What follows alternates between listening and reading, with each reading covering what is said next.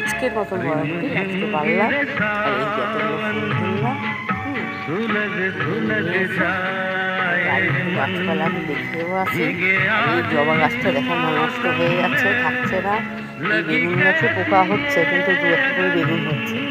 বেগুন পেরিয়ে নিয়ে গেছি, আবার দেখছি একটা বেগুন হচ্ছে।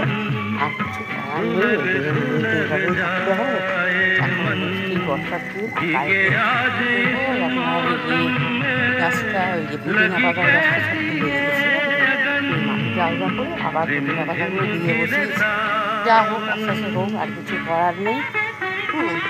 আর এখানে একটা আপনার দেখেন বরবটিতে কতগুলো তুলি, আর এই যে একটা ঝিঙে দেখেন পড়েছে। হ্যাঁ, বরবটি এখনও দেখেন অনেকগুলো আছে।